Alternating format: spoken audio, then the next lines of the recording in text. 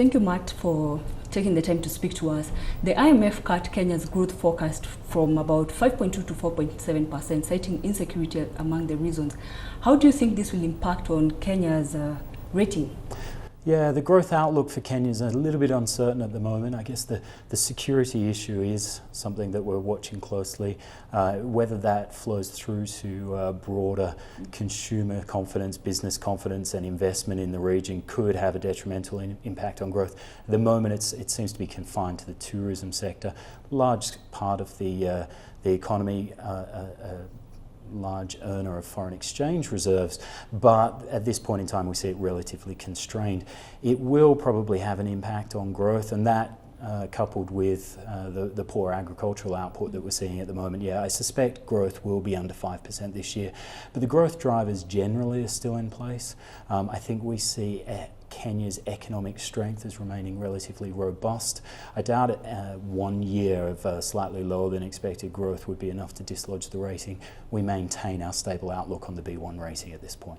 Okay, and you mentioned agricultural output, and the country heavily relies on agricultural exports, and obviously they are susceptible to volatility in the global markets. Do you see this impacting the country in terms of the global volatility fluctuations? Yeah, I guess Kenya's unique in this instance, not unique in this instance, that a lot of their exports are denominated in prices that are determined on the global market, and there will always be these swings and roundabouts and volatility in these prices.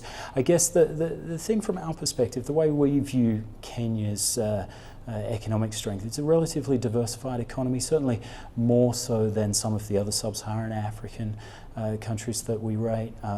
Relatively strong diversification, relatively large economy, good financial services sector, things like that tend to mean that the medium to longer term outlook for growth remains relatively robust, even if we do see some of these seasonal factors in terms of agricultural output or prices seeing some fluctuations year on year.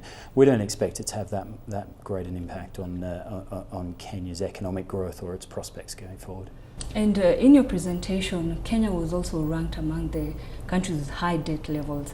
Do you see this making the country more vulnerable to tighter global credit conditions? Kenya's interesting in that respect, that it has a relatively high debt level compared to some of its sub-Saharan African peers, up around the 50-60% of GDP mark. But I guess the point that we note is that Kenya didn't benefit from the debt reduction, some of the debt forgiveness that a lot of other African sovereigns did benefit from last decade. And the fact that Kenya has been able to sustain this level of debt over a relatively long period of time, we see that as giving investors confidence that the government has the willingness and the capacity to service that outstanding debt.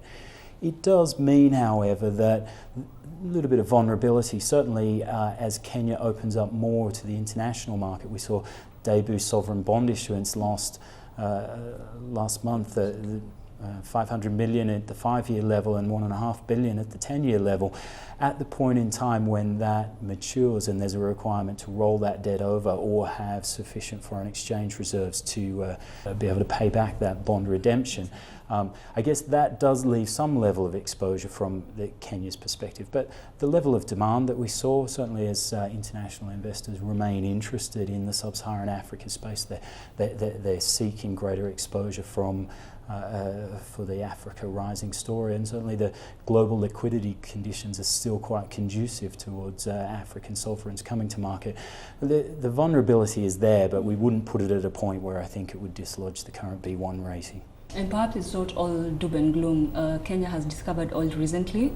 How do you think this will impact on the country in terms of capital inflows?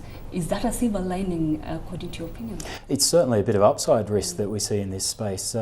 Oil prices more generally remain quite high, around the $100 a barrel mark, and we expect it to remain there. Maybe some level of tapering off over the medium term, but still relatively high prices for this important commodity. And we're seeing that not just in Kenya, but also Ghana, Gabon, some of the other areas across sub-Saharan Africa where oil represents a prospective growth driver, certainly in the Kenyan space, already growth drivers elsewhere. as Kenya starts to harness or exploit this opportunity that presents itself, I guess you'll probably see some increase in capital intensive imports that would probably see a current account deficit deteriorate, but we expect that to be matched by foreign direct investment coming into that space. A lot of interest from the large global players in the oil production market, and as long as that current account deficit is financed by foreign direct investment, I guess the vulnerability for an external perspective isn't quite as great. The extent to which it drives growth going forward, then that would underpin some of the favourable growth prospects that we see from the Kenyan space.